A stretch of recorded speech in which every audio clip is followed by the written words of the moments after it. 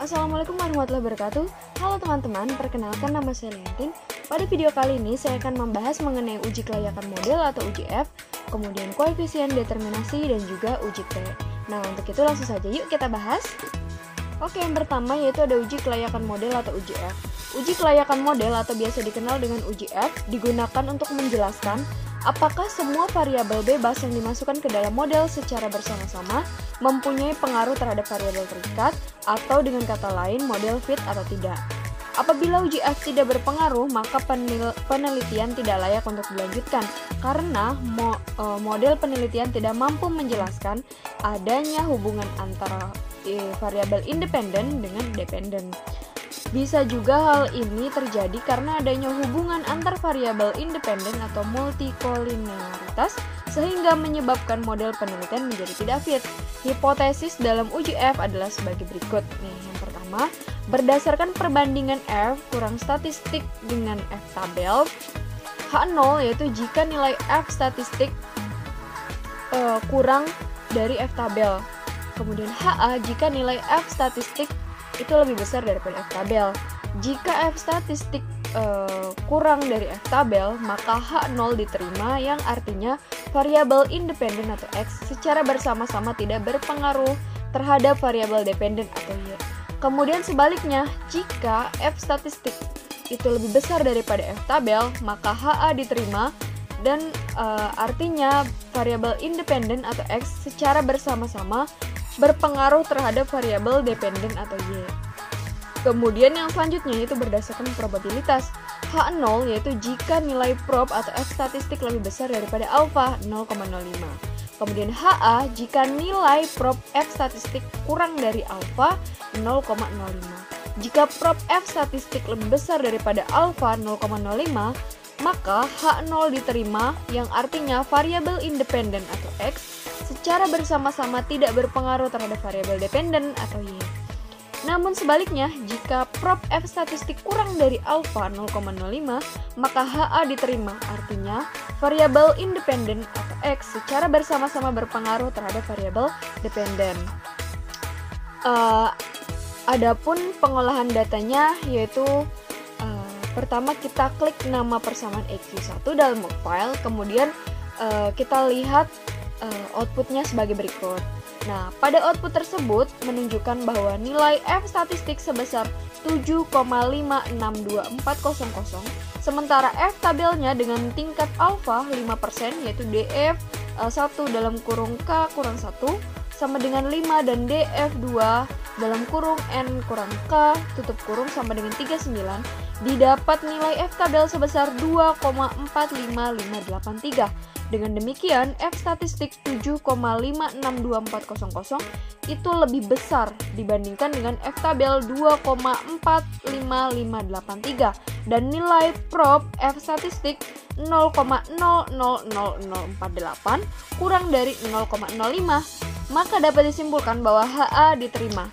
Maka dengan demikian dapat disimpulkan bahwa variabel-variabel independen dalam penelitian ini yang terdiri dari size, ROA, DAR, NPF, dan sukuk secara bersama-sama memiliki pengaruh terhadap ISR. Nah, yang selanjutnya yaitu ada koefisien determinasi. Hasil koefisien determinasi menjelaskan seberapa jauh kemampuan model regresi dalam menerangkan variasi variabel bebas mempengaruhi variabel terikat. Semakin besar hasil R square akan semakin baik karena hal ini mengidentifikasi semakin baik variabel independen dalam menjelaskan variabel dependen. Nilai R square berada antara 0 sampai 1 dengan penjelasannya seperti ini. Jika nilai R square harus berkisar 0 sampai 1. Kemudian jika nilai R square sama dengan 1, berarti naik atau turunnya variabel terikat Y 100% dipengaruhi oleh variabel bebas yaitu X.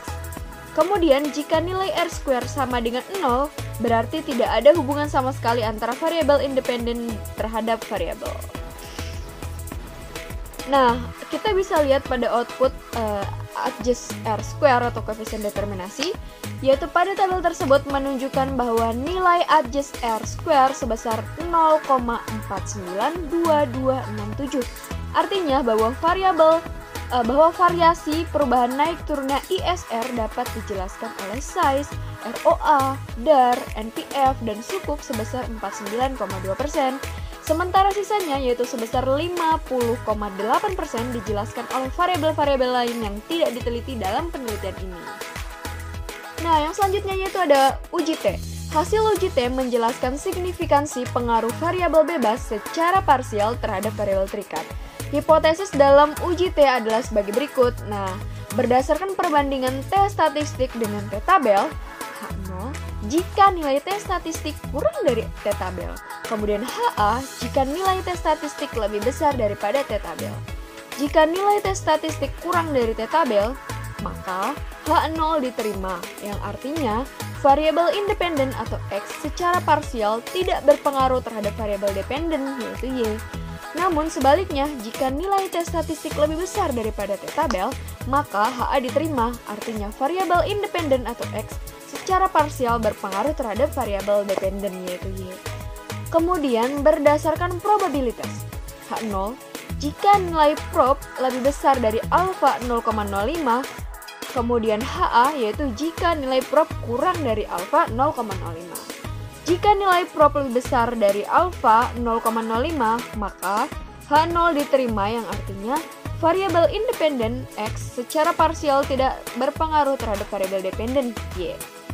Namun sebaliknya, jika nilai prop kurang dari alfa 0,05, maka HA diterima, yang artinya variabel independen atau X secara parsial berpengaruh terhadap variabel dependen atau Y.